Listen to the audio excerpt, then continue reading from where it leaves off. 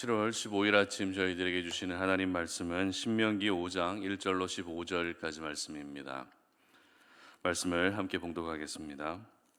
모세가 온 이스라엘을 불러 그들에게 이르되 이스라엘아, 오늘 내가 너희의 귀에 말하는 규례와 법도를 듣고 그것을 배우며 지켜 행하라.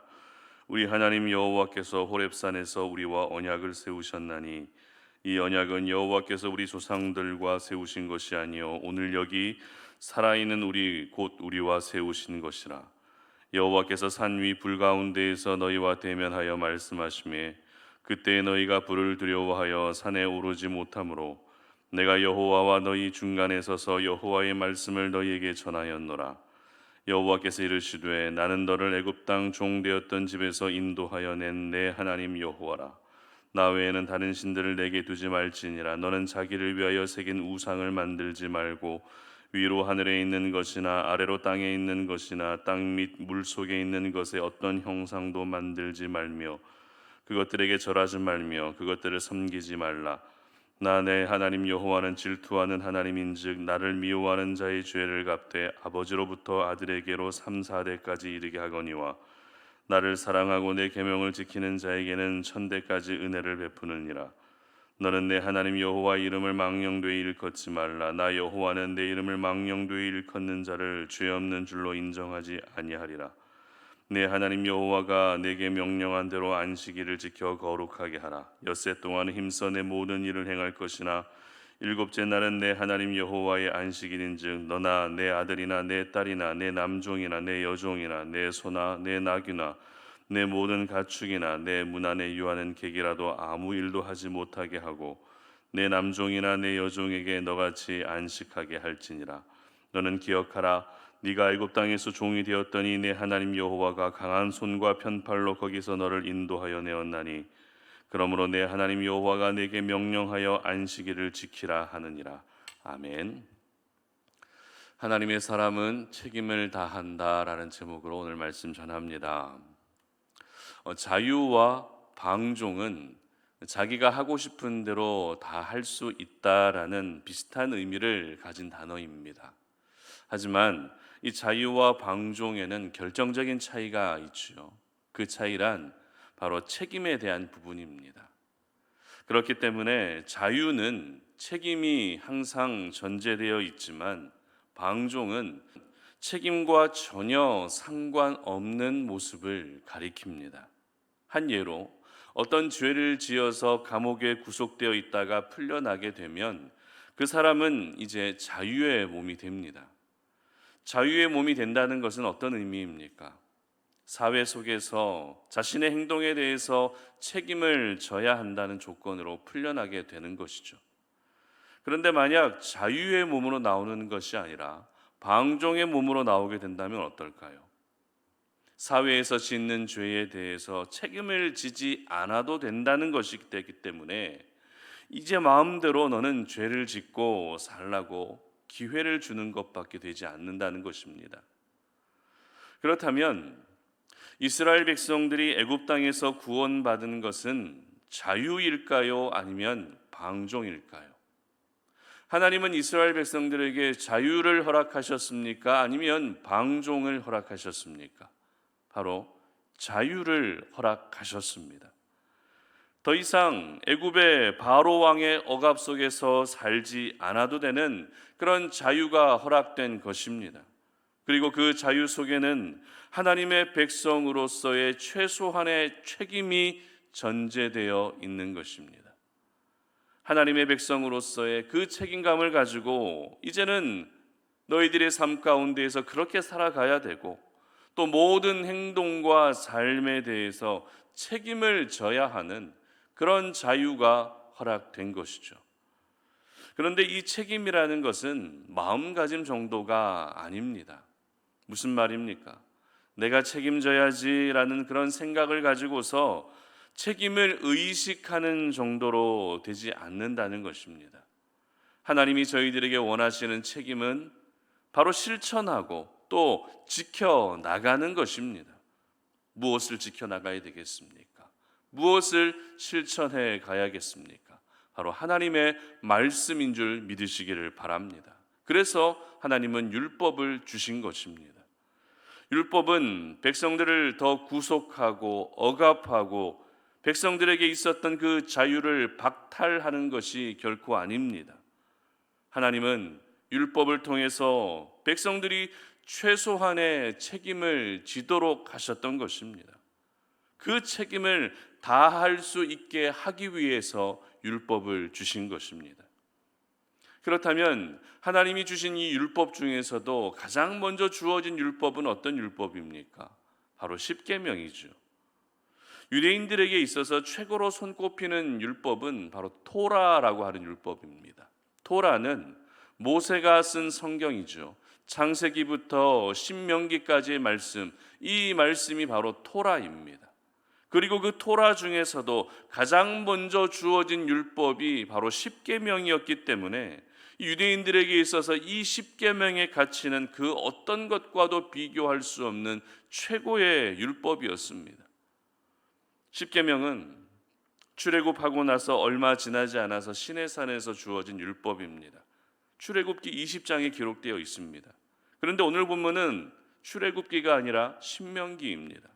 신명기는 모세의 설교로 이루어진 성경입니다. 그렇기 때문에 광야 생활 중에서 어떤 일들이 있었고 또 어떤 사건이 일어났는지 그런 내용들로 기록되었다기보다도 지금까지 이스라엘 백성들이 걸어왔던 그 여정들을 다시 리마인드하며 그리고 앞으로 들어가게 될 땅 가나안 땅에서 어떻게 하며 살아야 할 것인지에 대한 그와 같은 내용들의 비중이 더 많이 있습니다. 그런 가운데 모세는 이미 주어진 십계명을 통해서 다시 백성들에게 말하고 있었던 것입니다. 그래서 이 십계명에 대한 기록은 출애굽기 20장과 오늘 본문인 신명기 5장 이렇게 두 번에 걸쳐서 기록되고 있는 것입니다. 성경을 읽으면서 반복되는 부분, 반복되는 표현이 나오게 된다면 그만큼 중요한 것이기 때문이라는 것을 여러분 기억하시면서 그렇게 말씀을 묵상할 수 있었으면 좋겠는데요. 특별히 오늘 본문에 기록된 십계명을 묵상하면서 저희들이 주목해야 될 부분들이 있습니다. 1계명이 어떤 계명이고 또 2계명이 어떤 계명이고 하는 것도 중요하지만 그 십계명을 설명하기 위해서 십계명 전과 후에 어떤 말씀이 기록되고 있는지를 저희들은 살펴봐야 한다는 것입니다. 먼저 6절 말씀 보시기 바랍니다. 나는 너를 애굽 땅 종되었던 집에서 인도하여 낸 내 하나님 여호와라. 아멘. 그리고 나서 바로 1계명이 시작됩니다. 그리고 15절 보시기 바랍니다. 너는 기억하라. 네가 애굽 땅에서 종이 되었더니 내 하나님 여호와가 강한 손과 편팔로 거기서 너를 인도하여 내었나니 그러므로 내 하나님 여호와가 내게 명령하여 안식일을 지키라 하느니라. 아멘. 여러분, 하나님은 모세를 통해서 십계명을 설명하기 전에 어떻게 말씀하고 계십니까? 그리고 그 십계명을 지켜야 하는 이유에 대해서 뭐라고 말씀하고 계시죠? 바로 나는 너를 애굽 땅에서 인도하여 낸 하나님이다라고 말씀하고 계신다는 것입니다. 나는 너를 애굽 땅에서 인도하여 낸 하나님이다라고 이와 같이 말씀하신다는 것입니다. 무슨 의미입니까? 이스라엘 백성들을 위해서 하나님이 구원의 일을 행하셨다는 것을 십계명 전과 후에 반복적으로 말씀하고 계신다는 것이죠. 다시 말해서 너희들이 십계명을 지켜야 되는 이유는 내가 너희들을 위해서 이렇게까지 구원의 은혜를 베풀어 주었는데 너희들 역시 나의 백성으로 최소한의 책임을 다해야 되지 않겠니라는 백성들을 향한 하나님의 마음을 담고 계시는 것입니다. 하나님은 결코 백성들에게 일방적으로 너희들 무조건 십계명을 지켜야 돼, 너희 무조건 율법을 지켜야 돼라고 말씀하지 않으셨습니다. 하나님은 내가 이렇게까지 너희들에게 구원의 은혜를 베풀어 주고 또 자유를 주었는데 너희들 역시 최소한의 책임을 다해야 되지 않겠느냐라고 인격적으로 말씀하고 계시는 것입니다. 십계명은 분명 율법입니다. 율법은 왠지 우리에게 늘 답답하게 느껴지고 우리를 오히려 숨막히게 하는 것처럼 다가옵니다. 하지만 그것은 율법을 바라보는 저희들의 시선일 뿐이죠. 하나님은 이 율법이라고 하는 수단을 통해서 저희들을 향해 언제나 걱정의 마음들 그리고 사랑의 마음을 나타내고 계시는 것입니다. 그러므로 이 십계명을 율법으로만 보는 것이 아니라 십계명을 하나님의 사람으로서 져야 할 최소한의 책임으로 여길 수 있었으면 좋겠습니다. 저희 집에 구피라고 하는 물고기를 4마리 키우고 있는데요. 한 마리는 죽어서 이제 3마리가 되었습니다. 그런데 어느 날 새끼를 낳은 것입니다. 그런데 몇 마리를 낳았는지 모르겠지만 한 마리의 새끼밖에 보이지 않았습니다. 알고 보니 구피라는 이 물고기는요, 새끼를 낳을 때 스트레스를 많이 받게 되면 자기가 낳은 새끼를 다 잡아먹는다고 합니다. 그러니까 한 마리의 새끼만 보였다는 것은 나머지 새끼를 다 잡아먹었다는 그런 의미가 되겠죠. 어미 물고기로서 자신의 새끼를 잡아먹는 이러한 구피라는 물고기가 있는 반면에 구피와는 정반대의 물고기도 있습니다. 바로 가시고기라고 하는 물고기인데요. 여러분들도 들어보셨을 것입니다. 가시고기는 새끼를 낳고 새끼를 위해서 자신의 몸을 희생하는 대표적인 물고기입니다. 자신의 살을 새끼들이 먹을 수 있도록 모두 다 내어주죠. 그렇게 어미 가시고기는 죽어가지만 새끼 가시고기는 점점 어른이 되어가는 것입니다. 이렇게 책임을 다하지 않는 어미 물고기도 있는 반면에 끝까지 책임을 다하는 어미 물고기도 있다는 것입니다. 이 책임이라고 하는 것은 저희들에게 늘 부담으로 다가옵니다. 하지만 한편으로는 이 책임이 사명과 항상 연결되어 있기 때문에 결코 우리는 이 책임을 가벼이 여겨서는 안 됩니다. 가정 안에서 부모로서 해야 될 책임이 분명히 있습니다. 일터에서도 분명히 책임이 있죠. 우리 송탄오륜의 모든 가족들은 여러분들이 살아가시는 모든 삶의 현장에서 언제나 책임을 다할 수 있었으면 좋겠습니다. 여러분은 여러분의 자리에서 하나님의 사람으로서 져야 할 그 최소한의 책임을 다하며 살아가고 계십니까? 하나님의 사람으로서 최소한으로 지켜야 할 그 책임을 언제나 잘 지키고 계십니까?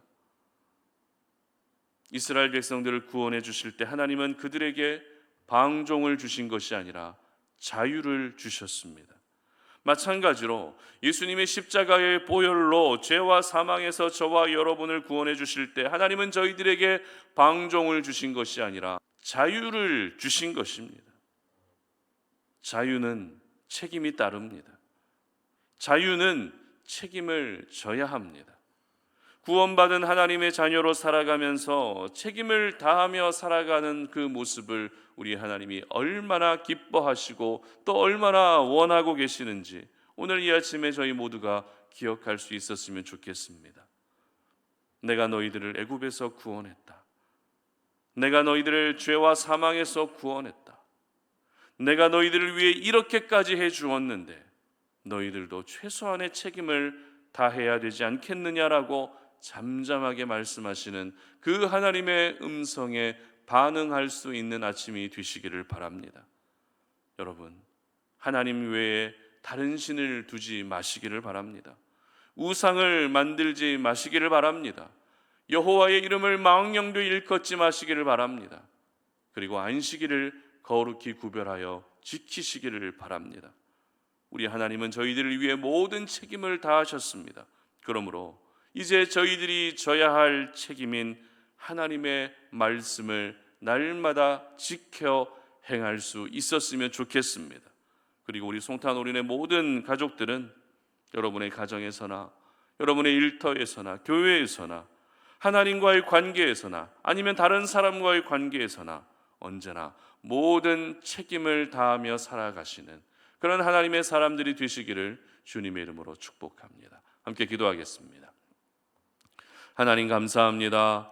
오늘 이 아침에 우리가 주의 말씀을 묵상하면서 이 새벽을 주님 앞에 드리고 이 새벽에 주님 앞에 기도의 제목들을 올려드리며 하나님의 은혜를 구하며 나아갑니다. 아버지 하나님, 율법은 우리를 더욱더 옥죄고 우리를 더욱더 답답하게 하는 것이 아니라 하나님의 사람으로서 져야 할 최소한의 책임을 저희들에게 말씀해 주신 것인 줄로 믿습니다. 그렇기 때문에 나를 위해서 모든 책임을 다해 주시고 나를 위해서 정말 그 구원의 은혜를 베풀어 주신 하나님을 생각하며 하나님의 사람으로서 이 땅을 살아갈 때 우리가 감당해야 될 최소한의 책임을 다할 수 있도록 은혜 베풀어 주시옵소서. 하나님의 말씀을 지켜 행할 수 있는 그 책임을 다할 수 있는 우리 모든 송탄 오륜의 가족들이 되게 하여 주시옵소서. 감사드리며 예수님의 이름으로 기도드립니다. 아멘.